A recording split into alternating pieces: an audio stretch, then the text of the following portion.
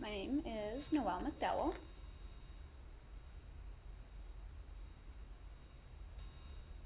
I am currently teaching high school American Sign Language as a foreign language.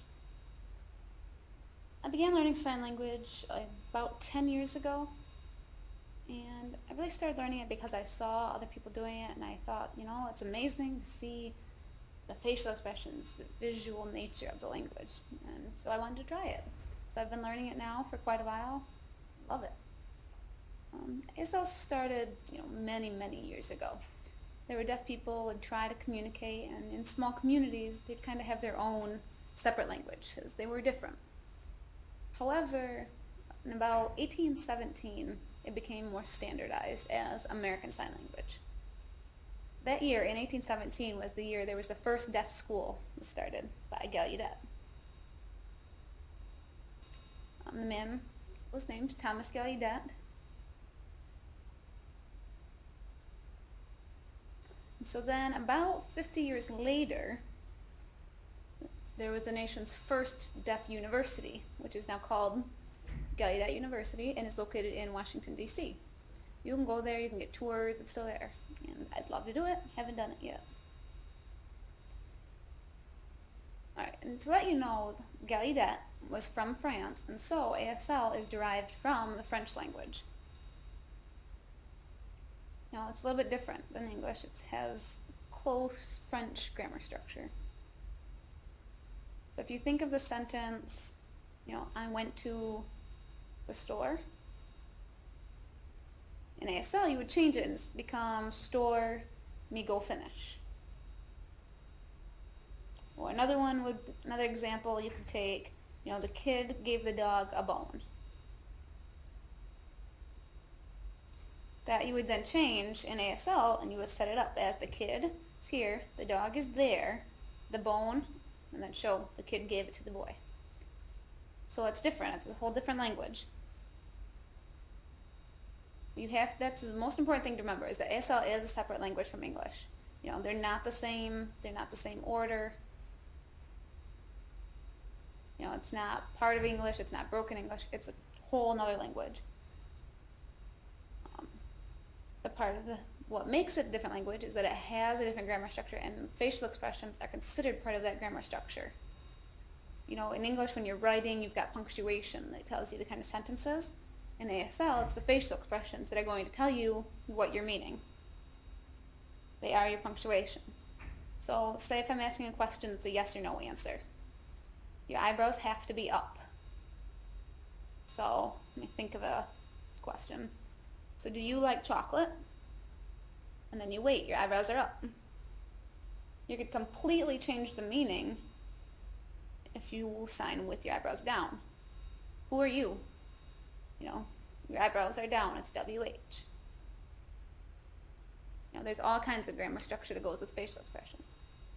So, now thinking about deaf art, it's really incredible. It's amazing to look at. And there's a lot of different ways of creating art and representing it. You want to represent ASL, you can represent, deaf culture. Deaf culture is the term. It's not, deaf people don't think of it as a negative. It's not considered a disability. It's considered an entirely different culture. Spanish, French, they all have their own cultures. And so do deaf people. They have their own language, they have their own artists, they have everything that a culture would have.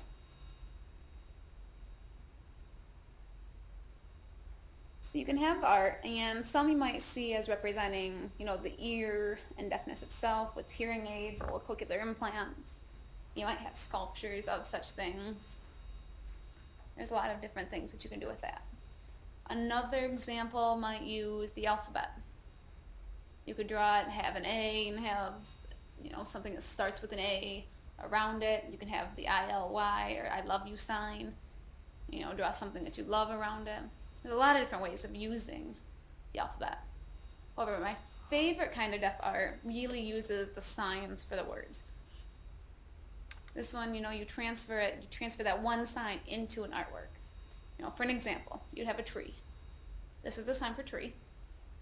So now you look at it. How can you make that into artwork look like a tree. So you can take, your tree, draw the arm, draw the hand. Now you have an arm on your paper. Now to add to it, you can draw, new brown, you can draw the trunk around that arm. Add some leaves. Add leaves all the way around the fingers. And now you have a tree that also represents the sign for tree. It becomes representative of ASL. You can do the same with, think about the sign for airplane or cat. It's really interesting to see what people can come up with and create.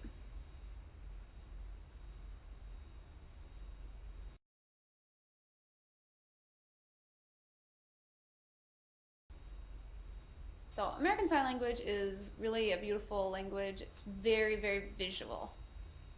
It's descriptive. It's not one word, it's not simple sentences. You describe, you draw your picture in the air. You make people really see what you're saying as opposed to just, one word answers. So I'm really curious to see the artwork you guys are able to come up with. Thank you so much, and feel free to contact me if you have any more questions, if you have questions about learning ASL, or any questions about the language in general. Feel free to contact me at any point. So thank you very much.